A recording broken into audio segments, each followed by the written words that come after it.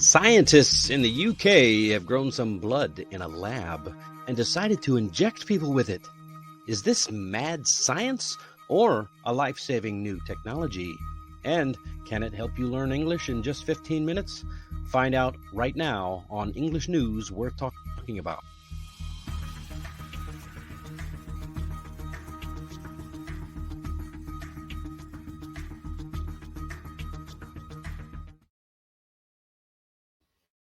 Hello, and welcome to English News We're Talking About. I am Dennis Wilborn, the former sailor turned entrepreneur, English coach, and founder of All About English.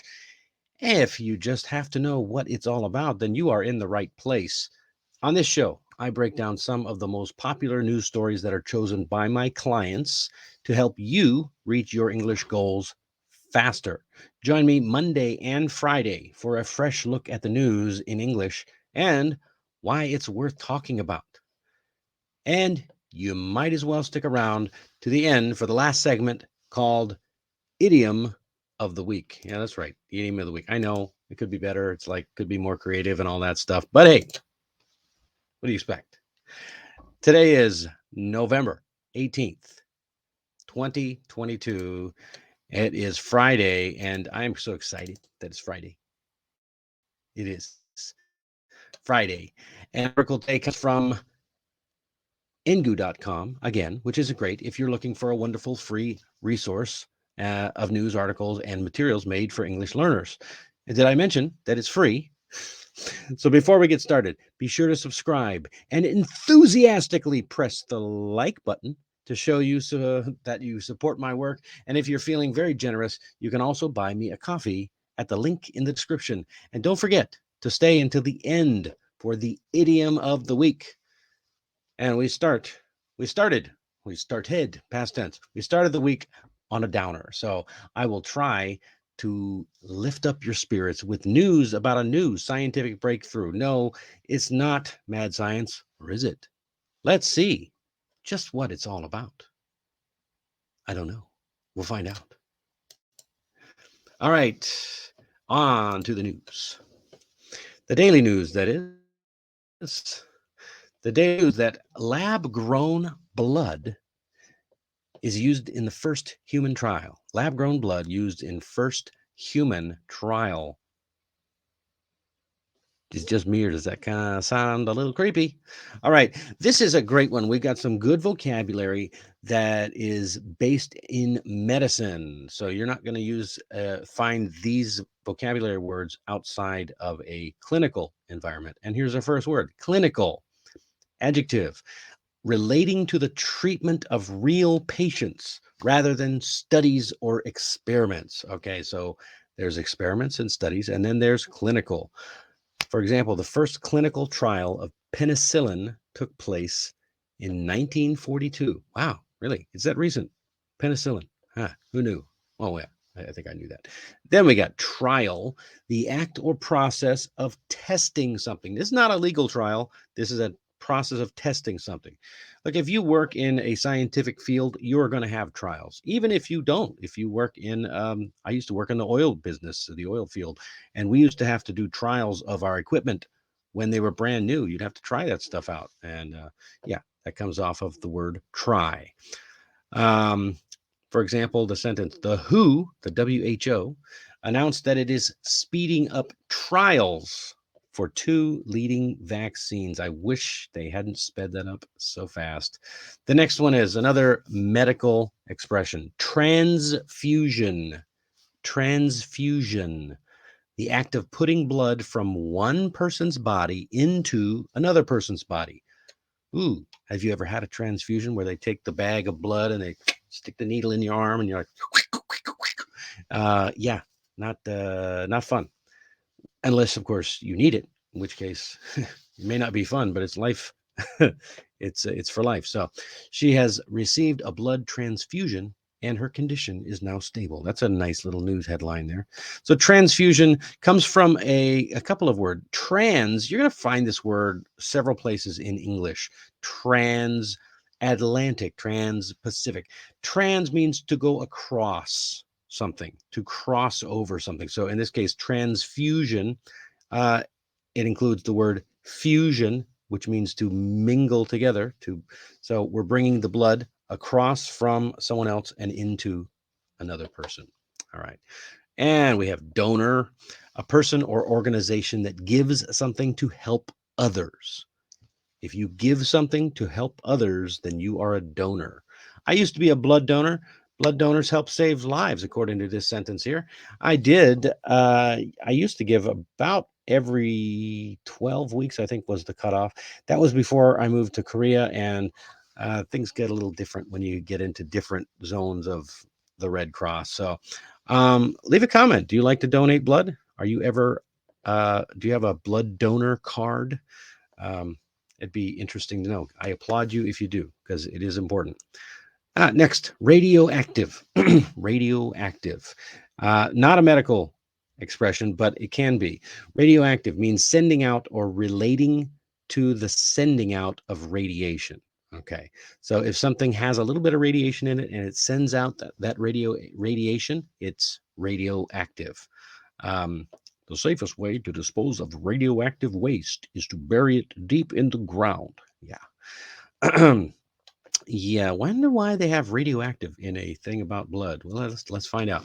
Substance, a type of material, usually a solid or a liquid. That really does narrow it down. It's a type of material. So we use substance when we are talking about some kind of chemical or material that is a solid or a liquid. I mean, most oftentimes I hear about liquids, but other things like cigarettes contain many harmful substances, including arsenic and benzene. Um, this pen contains a substance called ink. So ink is a substance. My favorite is the substance in this mug, coffee. Okay, so yeah, a substance can be a great many things. All right, let's jump into this article before we waste too much more time. Lab grown blood used in first human trial. All right. The scientists have been growing blood in laboratories for a number of years. That's right. It's possible to grow blood. Isn't that wild? Growing blood. Yeah, I did a little research. Apparently, according to the scientists themselves, they say it's like growing plants. You feed them and you give them enough of the stuff they need and they grow like a plant. Takes about 20 days, apparently. So, and now researchers in the UK have put some of that lab grown blood into people in clinical trials. That's right. They put the lab grown blood into people in clinical trials. There's two vocabulary words right there, clinical trials. They say it's the first time this has been done anywhere in the world. I sure hope so. I don't know. Yeah. The researchers want to find out The researchers want to find out how long and how well this lab grown blood can live in the body. If the trials are successful, this blood could be helpful for people with illnesses that mean they often need to have blood transfusions. It could also mean these people don't need to have blood transfusions as often. I added blood, sorry. It could also mean these people don't need to have transfusions as often. That'd be a good thing. If you ever had a transfusion, that'd be really good.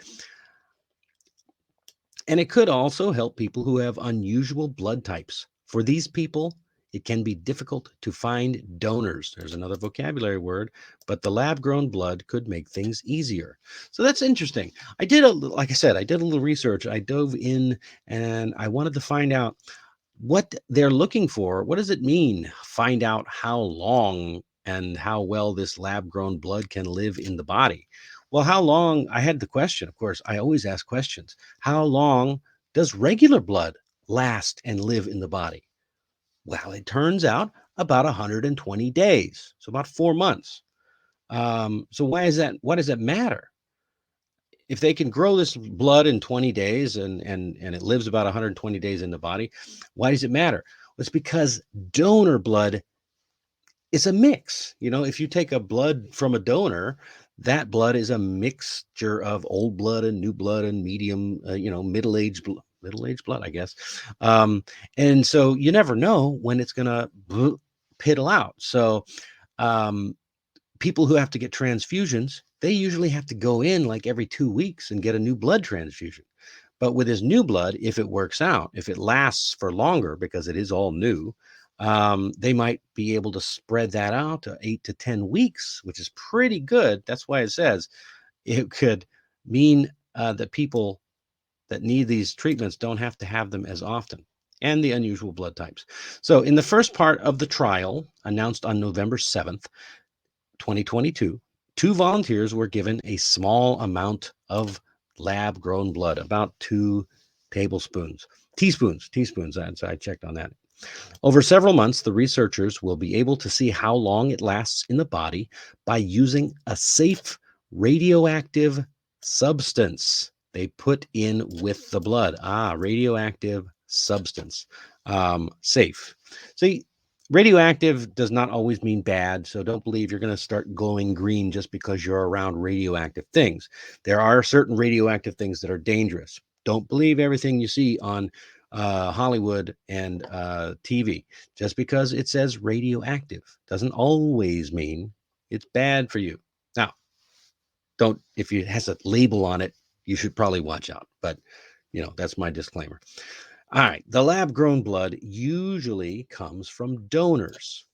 Scientists are able to find and take out the blood's stem cells, special cells that can become different types of cells, and then grow them in the laboratory to make red blood cells. What? So yeah, they can take the other people's blood, and it's pretty crazy. You can do your own research on that. Announcing the trials, the UK's National Health Service reported that the first two volunteers, there will be at least 10 in total, had not yet felt any negative effects from their transfusions. There's that word again, transfusions. All right, little cups of pictures over there. What do you think about all of this stuff? Is this mad science, or is this a great technological breakthrough that's going to make a difference for a lot of people? Leave your comments down below. I would love to know what you got to say. All right. And so, what did we learn today? Well, the first thing we learned is that uh, some UK scientists grew some blood in a test tube and put it in some people. So, yeah, I repeat the question. Is that mad science, or is it? All right. The next thing, number two. Seriously, okay, so seriously. The trials themselves, we are intended to verify how long the blood will last in the body and how well it will last. So that's a good thing. And it could prove incredibly useful, because the last thing is that there could be serious benefits if the trials prove successful. The blood will prove to be a big benefit for people with a need for frequent transfusions and those with very rare blood types. You know, that's a pretty big deal. At the end of the day, this won't be the end of the need for big blood donors and the life-saving work that they do. So if you're a blood donor and you want to get your cookies when you donate your blood, don't worry, they still need you to donate. I'm sorry, I used to love the cookies and the cake. Anyway, now this new technology is incredibly expensive and it's untested. So even after the trial, it may be a very, very long time before it makes such a large impact that you don't have to donate your blood anymore. So don't think that you can just tear up your donation card, because, hey, you're still needed. You're still important. Don't let anybody tell you otherwise. But look, if you are looking to make a larger impact in the world in English, but you need more practice, you can reach out to me for a one-on-one coaching session or for a group class to get some practice and personalized guidance. And if you enjoyed this video, please let me know what you like the best. And remember to hit the like button and subscribe so you don't miss an episode as we move on to the idiom of the week. That's right. We're bringing the idioms back. The idiom of the week is might as well. I know it doesn't sound like an idiom. It doesn't sound very, idiomy, but it is. Now, this one actually came up in one of my sessions today, and it reminded me that even simple idioms don't always make sense to people who don't grow up with them. And so, what does it might as well mean, and when can we use it? Well, it is generally used to say that something should be done or accepted because it can't be avoided or because there's no good reason not to do it. So you can use it in the place of should in a sentence, although it isn't the same meaning. For example, uh, they'll know you're lying, so you might as well tell the truth. Or informally, you might say, as an answer to a question, you could use might as well. Like if someone says, "So should we go then?" You could say, "Might as well." See the picture? She's shrugging. Might as well. Okay. So it's not always a good thing. It could be like, well, maybe I don't want to do something, but there's nothing better to do, so might as well. Another way that you could use it is to say that something else could have been done and you would have gotten the same result. For example, man, that party was so lame. We might as well have stayed home. You know, some people might add, we might just as well have stayed home, just as well. But I prefer might as well. Yeah, we might as well have stayed home. So listen, the origin of this idiom, I don't have a big backstory on the origin. It's not really clear. Some people think that it comes from an old idiom saying, may as well be hanged for a sheep as for a lamb, which kind of fits with the second definition. Like they just dropped out the hanged for a sheep as for a lamb part, because basically the punishment for hanging hanging a sheep was like death in some places, but hanging a lamb wasn't. But I don't know. It whatever. I don't know. It's an old thing. I'm glad they dropped the last part because it sounds kind of no fun. Uh, at the end of the day, we may never know what or where this came from. So, look, I don't know anything about sheep or lambs, but I do know that I'm out of coffee.